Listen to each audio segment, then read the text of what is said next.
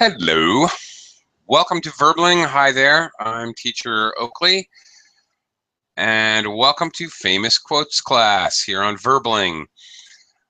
Okay, this is a class I hold once a week in which students look at famous quotes from a noted whomever, statesman, author, artist, whoever. And we discuss them. We talk about what we think our author's intention is, and as well how we feel about the quote. Do we disagree or agree or partly agree? Okay, there are no wrong answers. Quotes are like poems, open to any interpretation. Quite often, they're very much open to interpretation from the individual. So no fears about having a wrong answer. That doesn't really exist in this class. We're just practicing speaking in a basically academic topic, a little philosophy. So maybe a little bit of a higher speaking level practice. Okay, today's subject for a famous quotes class, Ernest Hemingway. Heidi, hello and welcome to the class. Hello, nice to see you again. Nice to see you. And what do you know about Ernest Hemingway? Yeah. Recently, I read his novel. Did? Very famous one. Which one? Old Man and the Sea. Mm-hmm. I have that on my bookshelf right over there. Okay. Anyway, yeah. And? Only one. I know his novel, only one. Okay. Well, what did you think of it? It was quite unique. Or maybe I've never read such kind of novel. Yeah. I can understand what you're saying. Frankly, it's been many, many years since I read Old Man and the Sea. It was basically required reading way back when I was in high school or even junior high school. But a long time ago. Fighting scene with he and big fish was very, very, very interesting and exciting. Yeah. Well, it's an excellent example of his work because he's such a macho guy. Okay, let me. A whole bunch of others have joined the class, so let me welcome Matthew. Hello, Matthew. How are you? Hey. Sorry. Hey, teacher Oakley. Doing well. Hi. How are you? I'm good. Thanks. Are you familiar with Ernest Hemingway, Matthew? Well, not personally, of course. Just a little. Just I read, I think, in school, like in the first grade school, I read like something like I think Old Man and the Sea. That's one I read, yeah. but only that, and maybe something else, but I don't remember off the top of my head. Yeah, he has a lot of famous books, really. Okay. Let me also welcome Jabo. Hi. Good afternoon. Hi.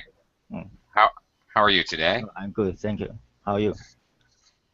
I'm doing okay. Jabo, how are you familiar with Ernest Hemingway? Yes, he was very popular. Yeah, in my childhood, I knew him. Yeah. Okay. Have you read any of his novels? Yeah, and I read many his famous quotes, and his quotes is very simple and very short. This is true. Yeah, but now I don't have. I just know war and peace, right? Number man. Okay, that's one of it. More famous ones. Wait, War and Peace? No. No. Oh, no. This is Tolstoy, I think. Tiger. Maybe a farewell to arms. That Yeah. was And Old Man and the Children. Old Man and the Sea. Yeah. Old Man in the Sea. Funny. The sun also rises. For whom the bell tolls. That's another one. It has He to do with won war. Nobel literary. Very good. Mhm. He did. He won both the Nobel Prize in Literature and the Pulitzer Prize for fiction. Both. So the biggest possible awards in the world, he's won them both for writing. Yeah, absolutely true. And Jabot, I like your point that, and we will see that very shortly when we look at the quotes, that they're very short and to the point, and basically that is what's his writing style. He has a very direct kind of writing style. It's noticeably different than the sort of flowery, descriptive. He's quite direct, and his quotes are very direct. And frankly, I've read interviews with him. He does not beat around the bush. That's for sure. That's his personality, and it comes out. It comes out in interviews, in quotes. You mean he was very straightforward? Very straightforward, exactly, precisely. And I think that quality is, as you mentioned, is going, when we read the quotes, that's going to be reflected quite obviously. So I think that's a very good point. Okay, keeping in mind when we read his quotes, look, Ernest Hemingway was he was an outdoorsman, a sportsman. The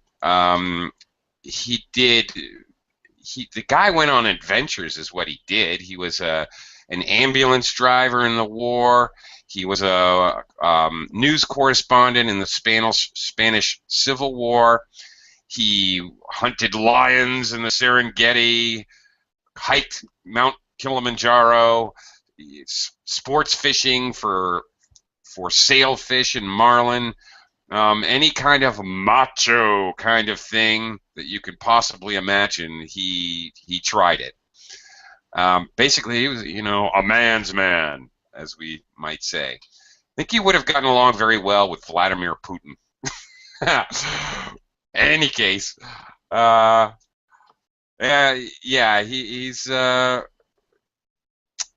very masculine kind of guy, and very direct, as we have noted. Okay, well, let's take a look at his quotes. Before we do so, just for those who are viewing the class, don't be shy. Come on in and join us. Practice your English conversation skills. Okay, let's get started looking at these quotes. I'm going to do a screen share, and here we go. Okay, Heidi, can you go ahead and read the first one for us, please? The world breaks everyone, and afterward, some are strong at the broken places. Okay. Yeah, I think so. Okay. Do you agree with his first assumption here? Breaks everyone. The world breaks everyone. Okay. Well, what does that mean? Is it like natural disaster or like that? Well, breaks everyone. I don't think so. I think he's talking more abstractly. In English, okay, let's talk about this a second. In English, there's a connotation when you say you break somebody.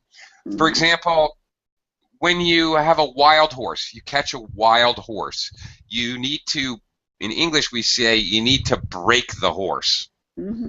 Okay, you break his spirit, you tame him. A horse is a wild horse in nature is an extremely wild and animal. It's completely untamed. It's not really natural. Horses aren't naturally tame by any stretch of the imagination. So the idea of breaking a horse, you break his spirit, another strong collocation in English. You break someone's spirit. You put them like prisoners of war would be captured and thrown in one small little hole for many years, and sometimes it would break their spirit. So I think it's more along the lines of this kind of connotation we have in English about breaking someone in a more abstract way, breaking their spirit, breaking their beliefs, their belief system, like that. In a simple way. Yeah, it's true. When I was very young, child, I was very naive, shy, quiet. I got hurt many times. Now I'm very strong. Okay, I think that's the idea, Heidi. Okay. All right. Matthew, what do you think of this quote? Also, I'm interested. Yeah, go ahead. Some are strong at the broken places. So what's world breaks everyone? What's that? I think it really has to do with the whole connotation we have about the verb to break, with the subject someone, to break someone. It's not like break your arm. It's not physical. It's break your spirit, break your beliefs. The break your parts of your personality. All these kinds of abstract things. Yeah. So could you give me a practical example, what the world breaks in you? Okay. The world meaning life. I think here's another connotation. Sometimes when writers or poets say the world, they mean life, frankly. Matthew, have you ever had your heart broken? Not so much. Just a little. So much. Just a little. Okay. Yeah. Well, there again, the verb to break. Again, talking about emotion or spiritual things. So, okay, maybe someone trusts someone, and then they're lied to, or they're taken advantage of, and of course it hurts. It hurts when people take advantage of you, but maybe it makes you stronger. I think that's the idea. Okay. Well, there's another idea that opinion that no world breaks you, but you break yourself. So you should kind of change your perspectives and your vision. And if you want to change something, or you should change, you should start by yourself. So have you ever heard of that? Yeah, I know what you're. I think I know what you're referring to. Yeah. Don't let the. I don't remember who said it, and I'm paraphrasing very badly, but I think I know what you mean. The idea that you can't let others break you. You need to change your attitude about. Yeah. Yeah, I think that's it. Yeah. Okay. Trivia. Have you heard of this? I love you. I'm sorry. Please forgive me. Thank you. No. No. Okay. What? You should Google that, so you'll see who's the the author of this. What I mean that I read some books of this. So Joe Vitale. Have you heard of him? Joe Vitale. Joe Vitale.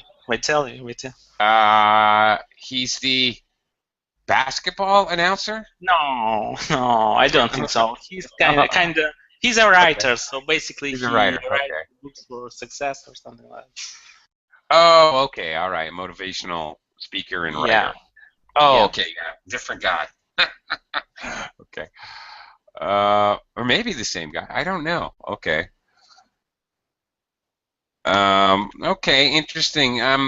Jabal, let me pass it on to you. What do you think? This remind me. Several days ago, I read an article, and the article is about refugees in Syria, and a father and his younger children. Because Syria is bombarded by warfare, Mm-hmm. and he tried so hard to he made an idea.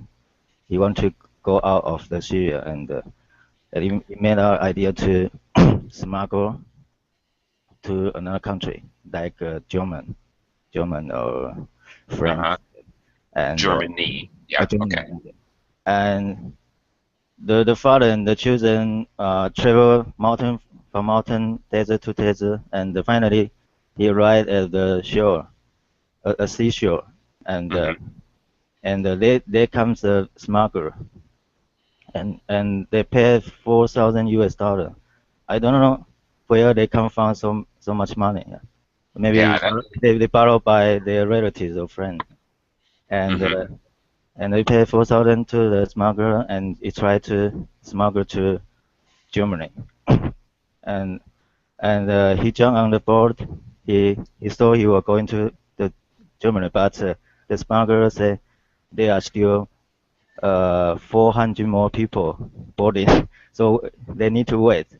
And you can imagine that a boat full of 400 people, that's very dangerous, and the boat capsized a little bit, almost capsized, not capsized. Yeah. But Uh-huh. fortunately, the sea is very calm and the weather is very good, and they finally arrived in Germany. And after I read this article, I feel very touching, and they finally fulfill their dream moving from one place to another. Yeah. So Okay. this growth is just a little bit than like this situation. Hmm. Okay. All right. Yeah. There's another quote which I don't even think this is. I think it's anonymous. It can't be attributed to anyone. That which you may have heard, that which doesn't kill us makes us stronger. I don't know. Maybe it's a little bit related to this. A couple of little points here, Jabot. Possibly co-location, which might be useful for you now or in the future. Syria, for example, is embroiled. Good verb. Embroiled in warfare. Embroiled really gives the meaning of you said bombarded or whatever. Okay, if you're embroiled in something, it's completely unorganized, chaotic, coming from different directions. For example, Syria, you've got all kinds of factions in different countries fighting there. So it is completely, embroiled is the verb that really fits there. And another thing, okay, you read the article and you felt touching. No, you didn't. You felt touched. Okay, be careful of the adjectives with ed, ing. The situation is touching. The story is touching. You felt touched. Okay? All right. I watched a boring movie. The movie was boring. I felt bored.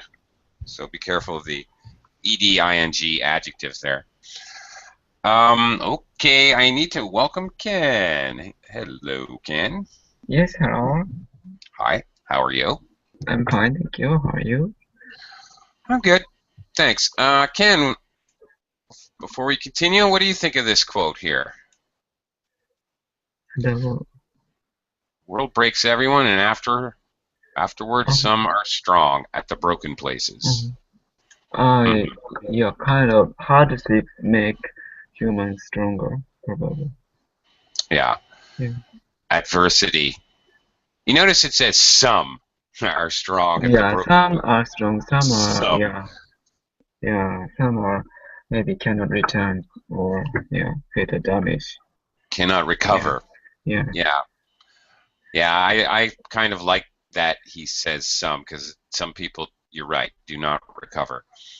Okay, let's move on. Ken, can you read this next one? Okay. An intelligent man is sometimes forced to be drunk and to spend time with his fools. Okay.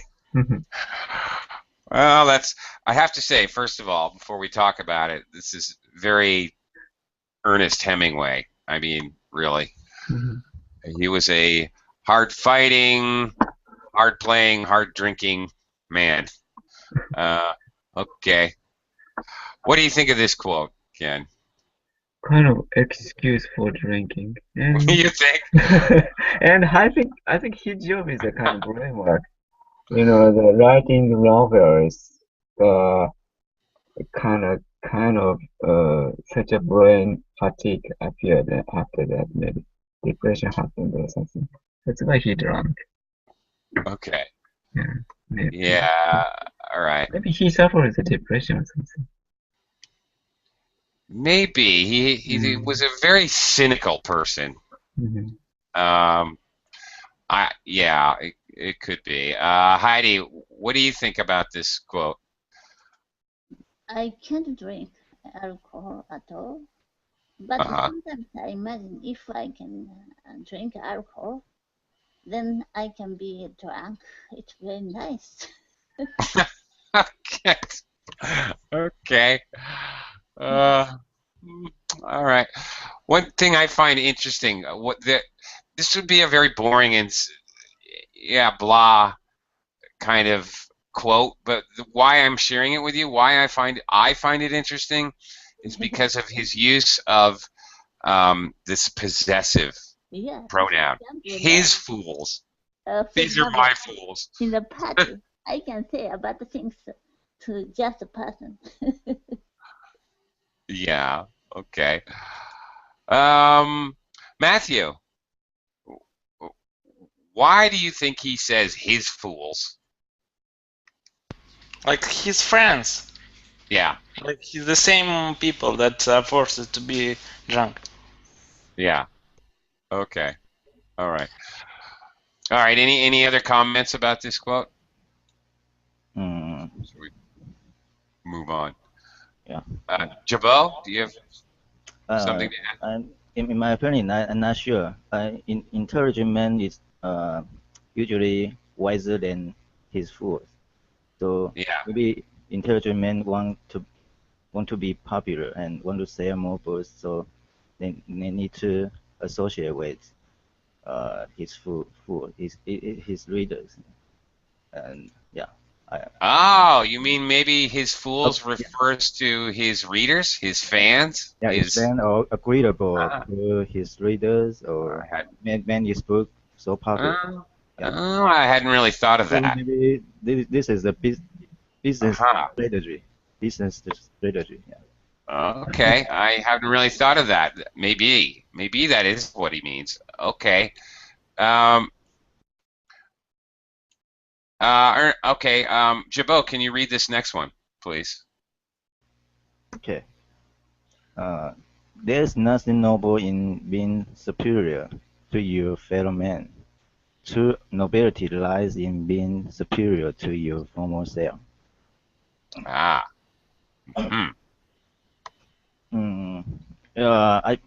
my opinion, I'm not sure. Maybe he wants that people know that you don't have to compare with other people, other fellow men. The important thing is you need to compare with yourself yesterday. If you improve, this is the good thing. Yeah. Okay. That's very treasureful. Yeah. All right. Okay, that seems very logical. Ken, do you have anything to add regarding this quote? Yeah, maybe compared to others, so not maybe not so productive. Compared to maybe past or future, maybe past, maybe getting better, or to progress or something. That's the concept of this quote. His rival is himself, not other, probably. he wanted to he tried to write better novels or better works. Yeah. As opposed to, in his case, comparing himself to other writers.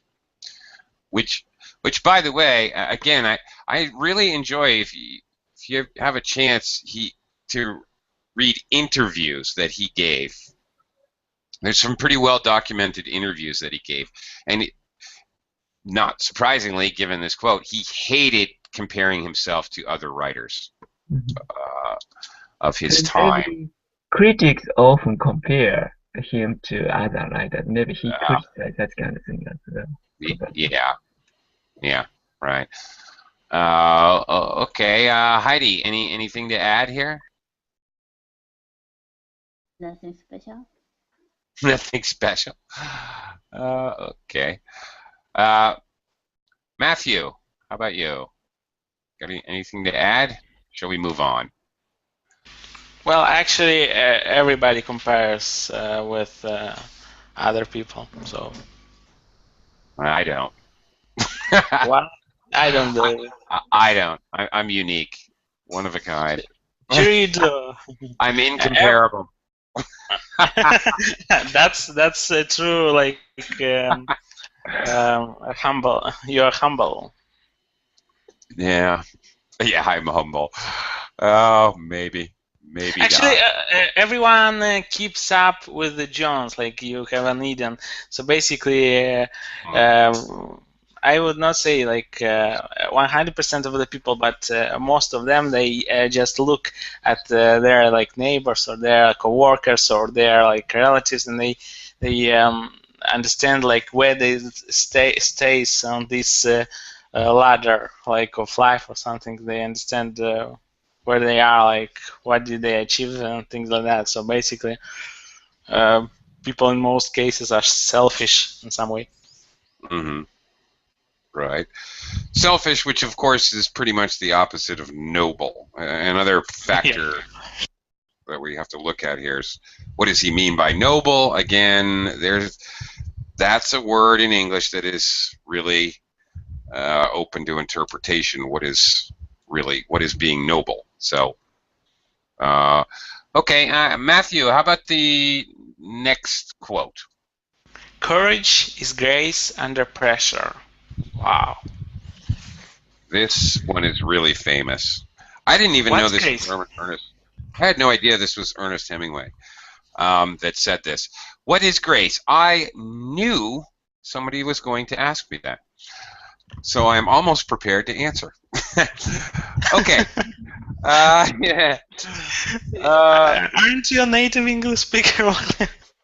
It's a hard word to describe. It's like noble. How do you define noble? Selflessness, putting the good of the greater good ahead of your own. It's very difficult to define. Grace is also difficult to define. But I thought about this, which is why I included it in the class, because I knew someone would ask. It's an important thing to understand. So let me give it a shot. First, in many trying to understand English vocabulary, I feel it is best to look at the concrete or physical first, and then imagine how that relates to the abstract. Grace, when you're talking about physical movement, if somebody is graceful, like a ballerina, or someone who moves very smoothly. Okay, if you're physically graceful, your movements are not jerky, they are smooth, they are self-assured, okay, confident, and fluid. All right, so if we now take that physical idea and move it to the abstract, which is what we're looking at here. Okay, smooth, confident. Okay, who is somebody who you could say had grace? Maybe somebody you wouldn't expect.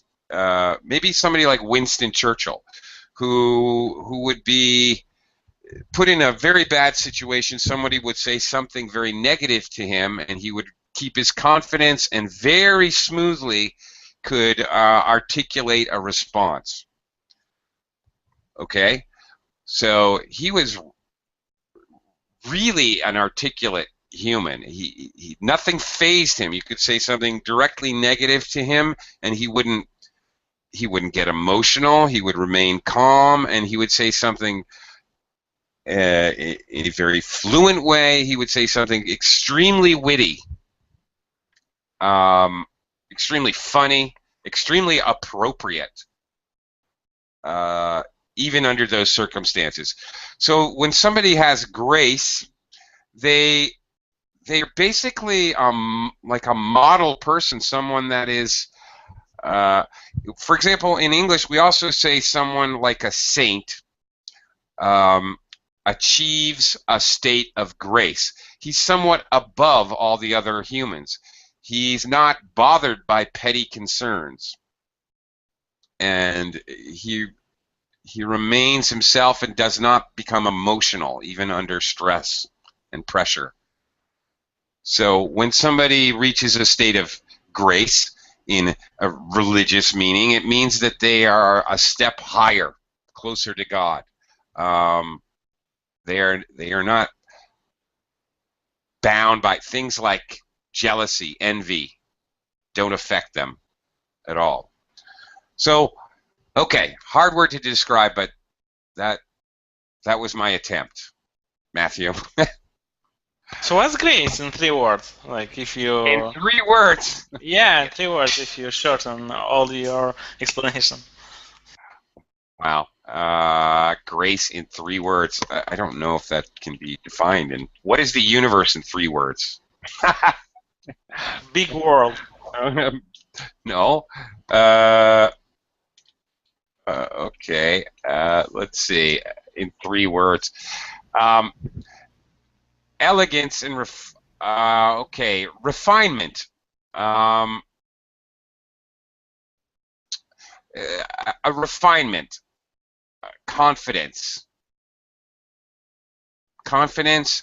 Refined. Do you know what it means when you say somebody is very refined? No. Okay, they are sophisticated. Sophisticated. Thank you, Heidi. Thanks for your help. Okay, sophisticated, but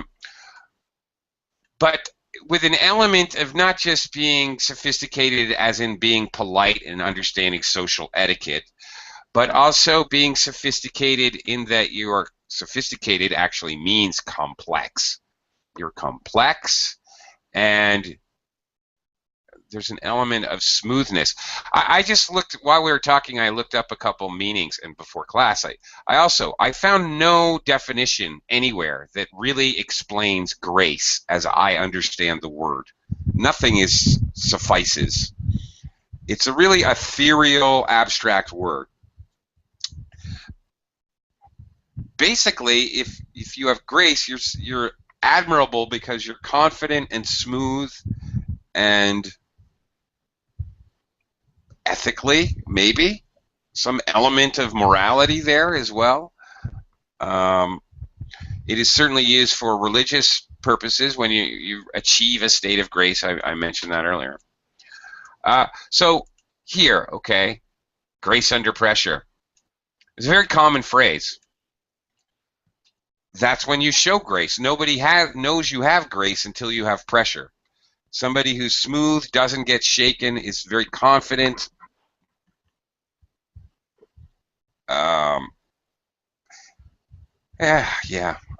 Confident, brave, moral, all of those things. If you really need me to give you 3 words, I guess. Oh, okay. So, well, courage is not necessarily only that. Is grace under pressure, but it could be a part of that, a small part. So basically, courage is more things, not only that. Okay. All right. We have, okay, courage and then grace, 2 very abstract words that we're comparing. So, all right. Jabo, what do you think? Here's one of your very short quotes that you mentioned earlier. Yeah, and this I just seen about my boss. Yeah, because he is Hmm? he's a very busy man, and he is always under the spotlight and answering question from the media. Hmm. And when I look at his face, he remains very calm. He he doesn't feel any nervousness. Yeah. So, Or at least he doesn't show it. oh, sure, yeah. So, Hmm. no matter how straightforward situation be, you stay calm and don't be Yes. afraid. Don't be afraid of, and remain the inner part of yourself. Don't be influenced by, the media or something like that, a reporter, journalist. Yeah. Right. And that's okay. Pressure can come in many ways. Bullets shot over your head. Your company is losing stock value. And Your wife no, your no. wife is screaming at you. Okay, Really? okay. Actually, not. Now, stock market is booming right now. Yeah. No, I'm just examples Only of it's okay. okay. When he's saying courage is grace under pressure, the pressure comes in a lot of forms. That's I think we all know that actually. Ken, do you have any opinion of this quote? Really Mm, open to interpretation to some degree. yeah, maybe he dared to try a kind of try to have a risk. That's a kind of his life, and he kind of sometimes he went to the Africa to to something about with lion, or sometimes he Yeah. joined the voluntarily uh, soldier, a reporter in the war, in the Spanish War. Yep. So maybe this war is his motto of his life. Hmm. I would say this is his motto in life. This is at least what he. I would say that. I would agree with that. Or at least how he maybe thought of himself or attempted to portray himself. Heidi, any last comments about this quote? Yes, this is like a samurai spirit, a samurai warrior. They always Hmm. pretend nothing happened. That's right. Yeah, like that. Exactly like that. Right. There's a good example of grace. Mm-hmm. Right. Very good. I hadn't thought of that, but exactly. The whole way that a samurai warrior would not show his emotions under absolutely any circumstances and would just continue to be Yeah. logical and straightforward and do what he had to do. For example, Right. even though their parents died, but they don't want to show the tears or something. Yeah. Carrying on and okay. Controlling your emotions. Control. There you go. All right. Yes, control. Michael, I mean Matthew, I mean whoever you are. There you go. Control. There you go. Self-control. There you go. That's good. Thank you, Heidi, for all my Grace. talking. Okay. Self-control, but you don't really see grace until you don't see self-control until you see somebody who's being pressured. So there you go. That's it. All right.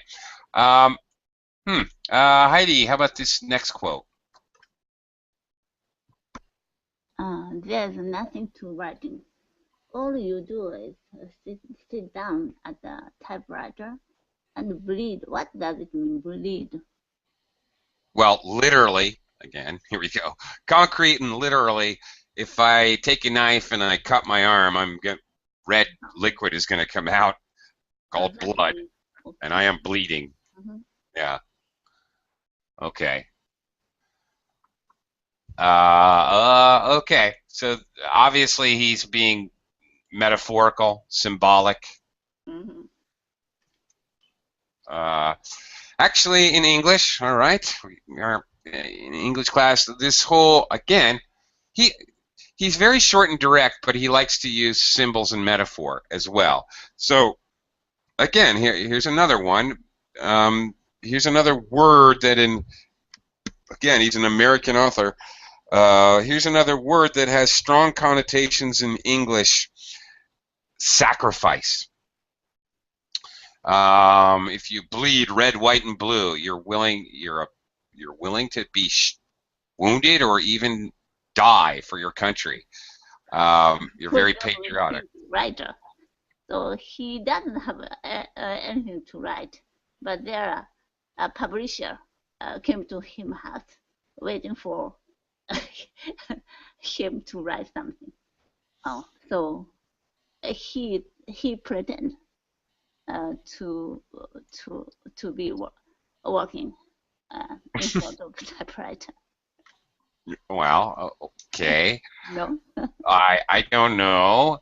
I think bleed here he's using symbolically to represent the idea of self-sacrifice, which again, this is the kind of connotation in English. You know, I bleed for you. Okay, I sacrifice for you is a kind of common phrase. All right, Matthew, what do you think about this statement, this quote? So, bleed in this sense, what is the meaning in this sense? Seated down at typewriter? I don't know, but again, very much like an earlier quote we looked at, I think he's using the more symbolic meaning of these words that he's using. I mean, literally, it means blood's coming out of him, but we use this. It's very common. It's actually a common theme to use the idea of bleeding for someone or something. It means to sacrifice. I think that's where he's going. I don't know. Again, and what do you sacrifice? Like time or what? I don't know. Well, you tell me. I don't know. That's what we have to interpret. I think that's open to interpretation. I think that writing, if you write like at a professional level, what I mean at high quality level, something, so you should, for sure, should like do a lot of research maybe, or not only research, but it depends what you write, but basically you sacrifice like time, because you need like you need lots of time to write something. A lot of time. Okay. Maybe. Jibbo, what is your idea? What do you think he means by I have a different idea. Yeah, because when you breathe out your blood, okay, your body will automatically produce the new blood. So I mean, if you all die, you have new idea and to write a novel, but after several days, the new idea will become old idea. So you have to breathe out the new idea again. So yeah. So but I think there's nothing to writing. It should be there's something to writing, because if you want to write a good book or novel, there should be something to intrigue and attract readers to read. So if you just copy the old formal form of novel, is old fashioned. So he encouraged a writer to think about new idea and also phase out all that idea and to become how to say creator or now reversionary. Yeah. Okay. Become creative. Okay. One other thing with this quote, in my view, anyway, my opinion. Yeah. Okay. You brought up. All right. There, instead of there's nothing to writing, there's something to writing. I think he's being sarcastic when he says this. I think it's sarcasm here. He's quite cynical and sarcastic. All right. I think what he's saying is, oh, there's nothing to it. You just have to almost kill yourself, like that. Oh, it's simple. You have to almost kill yourself. It's sarcastic. I think to me the tone is sarcasm here. I like that's an interpretation, Jabot, I never would have thought of. The idea of bleeding. When you bleed, your body creates more blood, and then you can um, I don't know, rejuvenate or whatever. It takes a lot of energy. You give up that energy, but then it comes back to you. I think that's an interesting perspective I hadn't thought of. So thanks. Ken, what do you think? Kind of. Yeah. He dared to taking risk, and in one sense, he was a sensational seeker. Maybe during pressure, during taking risk, maybe he might feel the ecstasy, and kind of in one sense, it's kind of self-abusing process. Maybe writing might be a self-abusing process for him. Like catharsis. A form of okay, a form of catharsis. So he's okay, now all right, well, okay, actually this is interesting. I like that. Because if you remember in older times, a cure for people that were sick or whatever was to bleed them. They would use leeches to suck out your blood, or they felt if they bleed you and they let out the blood, that would actually help cure you. So, okay, a catharsis is a violent act like screaming or something. Okay, scream therapy. You go outside and you scream really loud, and then you feel better. That's a form of catharsis. Some people keep a diary as a form of catharsis to sort of vent their emotions, I guess, more or less. And his era is a kind of a time of wars, so kind of people under huge pressure, and idealistic man's image is a soldier, so they, such kind of taking risk man could be one idealistic image. Maybe he embodies such image by himself and by his works. Okay. Okay. All right. Interesting. Different kind of interpretations. I have a question. Sure. What's that? I would write. There's nothing to write. Why he used gerund? There's nothing to writing. The concept of writing. Oh, okay. And it is a little weird to see two. There's nothing to it. I guess that's nothing to something. Kind of a standard phrase there. There's nothing to it. It's meaning to say it's really easy. He's sort of slightly changed an idiom, I guess, is how he gets away with this.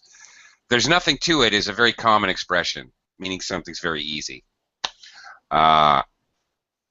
Okay, so he's just he's using the gerund, the concept of writing itself, which is what we're doing. This grammar is similar to "I'm looking forward to hearing from you."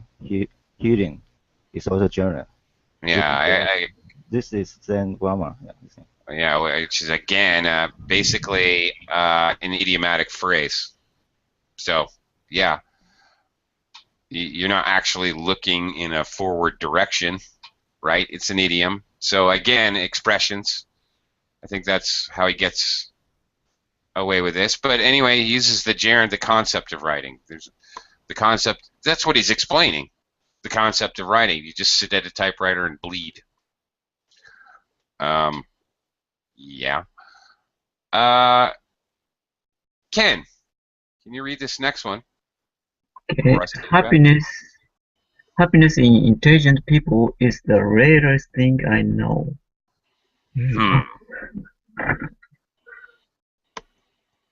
Um, Well. Maybe yeah. If I Huh. think too much, maybe too much, maybe I confuse. So that much he might have been drunk.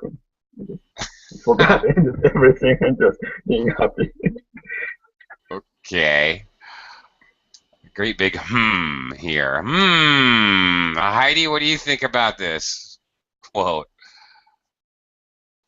I think so. You think so? Yeah. You agree? For example, thinking about me, when I was a child, I was very happy for anything.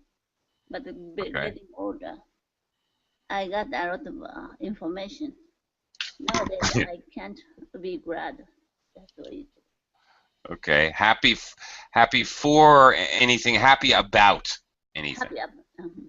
Yeah. When you're a kid, you're happy about everything. I already Okay. experienced a lot of things. So, if make me happy, maybe I need to have bigger things than before. Okay. Michael, what do you think about this quote? Well, basically, I think if he really believed in what he wrote, so what I mean, if that's not a joke, that shows he was like in depression, a person in depression or something like that. So basically, he considered himself like an intelligent person. He considered himself, and he said that he's not happy. Like, so he's like, what's opposite of happy? He's Depressed? what? Depressed? Well, yeah, kind of depressed, like unhappy person. So if he, because you know, when you say something, you compare that with with yourself. Basically, With yourself. You cannot say that like all the people are bad. If you say like that, then you believe in some way. For example. Right. So basically, if he said that, he considers himself at some point, at some degree intelligent, to some degree intelligent, and and happy. But that's not necessarily true. So basically, you can be intelligent and happy. That's my quote. Okay. All right. And those observations are, as far as we know, as far as what I've read anyway, basically essentially true. He did consider himself part of the intelligentsia, a part of the intellectual community. Okay, and he clearly wasn't the happiest guy in the world. He had marital problems, he had drinking problems, he had financial problems. The guy had some problems, really. So, yeah, okay. I think those observations are probably true. Jabo, any last thoughts here? Yeah.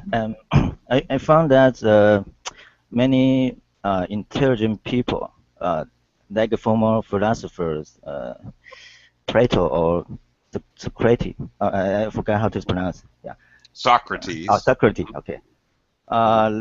They tended to have how to say disposition or disposition of melancholy or depression, and they just because their IQ, they were very knowledgeable people, and their IQ are higher than other normal people. So sometimes they think too much, and it could cause a very miserable life.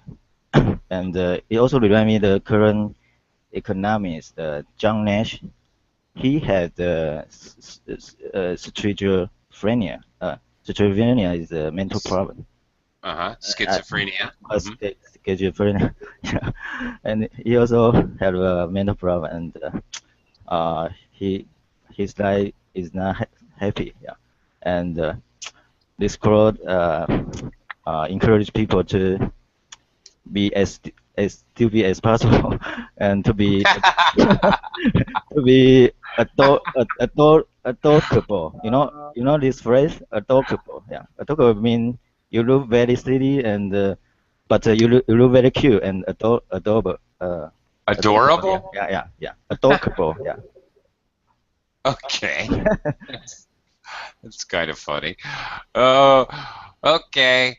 Well, question. Do you think Albert Einstein was a happy guy? Was he? Does anybody know?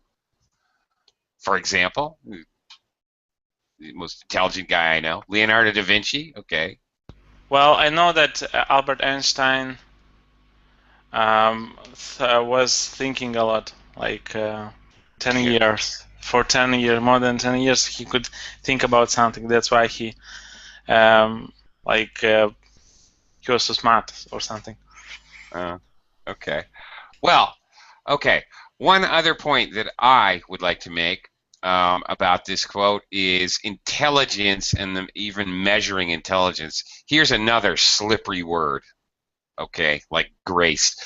Very slippery because they're constantly defining and redefining what intelligence even is. The dictionary definition, I'll tell you people something, I may be just a little bit older than most of you, the dictionary definition 40 years ago was different than the dictionary definition that exists now. So what we define as intelligence, now there's social intelligence, interpersonal, intrapersonal intelligence, I don't know.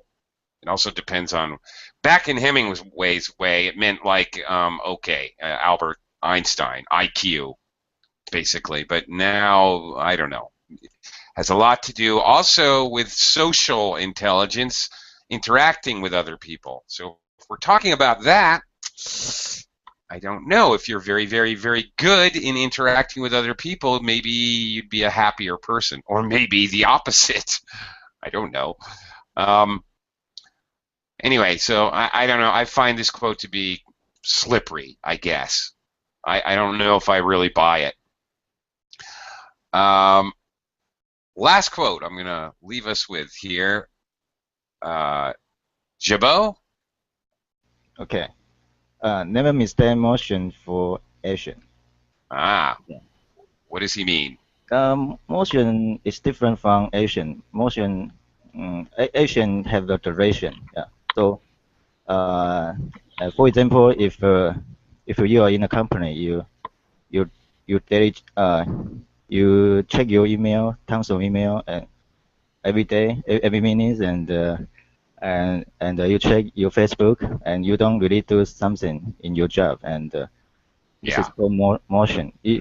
At the end of the day, you feel you do a lot of things, but you really not accomplish your job. So emotion is no duration to your goal. So right.